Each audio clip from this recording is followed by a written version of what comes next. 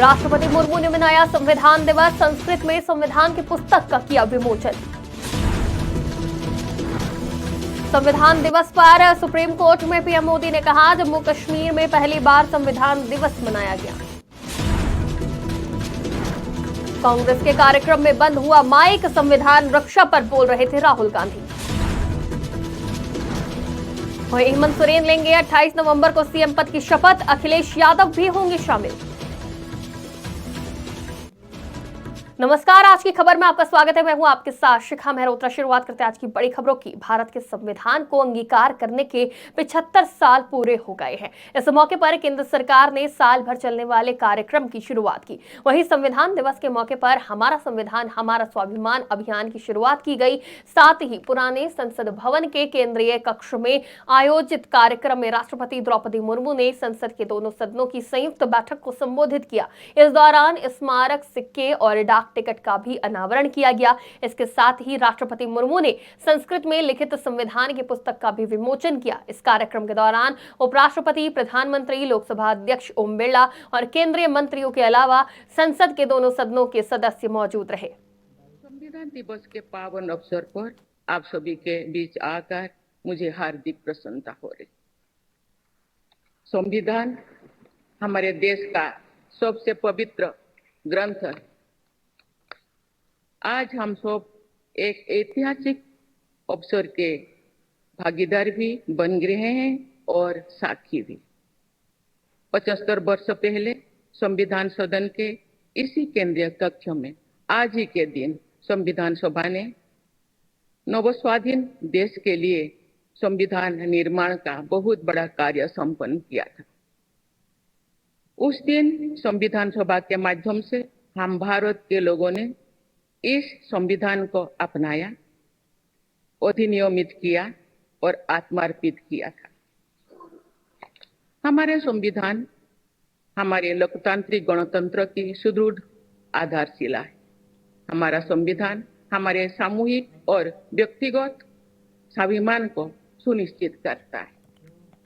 75वें संविधान दिवस के मौके पर प्रधानमंत्री नरेंद्र मोदी मंगलवार को सुप्रीम कोर्ट के एक कार्यक्रम में पहुंचे। वहीं पीएम मोदी ने संविधान दिवस के मौके पर सुप्रीम कोर्ट पहुंचकर जहां संबोधित करते हुए कहा कि हमारा संविधान मार्गदर्शक है। जम्मू कश्मीर में पहली बार संविधान दिवस मनाया गया। भारत के मुख्य न्यायाधीश justice Sanjeev Khanna ji, justice B R. गवाई जी, जस्टिस सूर्यकांत जी, केंद्रीय मंत्रिमंडल के मेरे साथी श्रीमान अर्जुन राम मेघवाल जी, अटॉर्नी जनरल श्री वेंकट रमणी जी,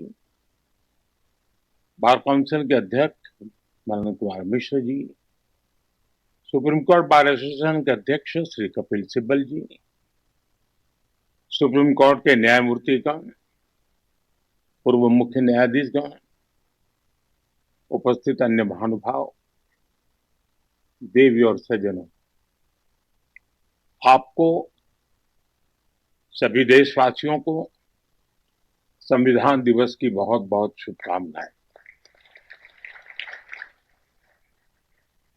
भारत के संविधान का ये 75वां साल पूरे देश के लिए एक असीम गौरव का विषय है।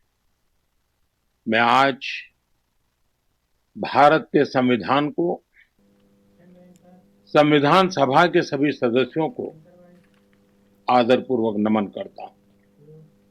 पूरा देश इस संविधान दिवस की 75वीं वर्षगांठ मना रहा है। इसे लेकर दिल्ली से एक स्टेडियम में कांग्रेस का कार्यक्रम आयोजित किया गया था। इस कार्यक्रम को राहुल गांधी संबोधित कर रहे थे कि अचानक उनका माइक बंद हो गया, जिस पर कांग्रेस के नेता और कार्यकर्ता हंगामा करने लगे। बता दें कि राहुल का माइक काफी देर तक बंद रहा। जब ठीक हुआ तो उन्होंने कहा कि चाहे जितने भी माइक बंद कर लो, मैं बोलता रहूंगा।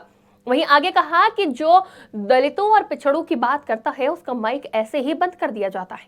बताता हूं, जो भी इस देश में 3000 साल से जो भी दलितों की, आदिवासियों की, पिछड़ों की, गरीबों की बात करता है, उसका माइक ऑफ हो जाता है। माइक ऑफ हो जाता है। आपने देखा होगा, मुझे कहा जब माइक ऑफ हो गया तो मुझे कहा, काफी लोग आए और उन्होंने कहा जाके बैठ जाइए। मैंने कहा मैं नहीं बैठूंगा, मैं खड़ा रहूंगा, मुझे नहीं बैठना। माइक जितना ऑफ करना है करो, मुझे जो बोलना है मैं बोलूंगा।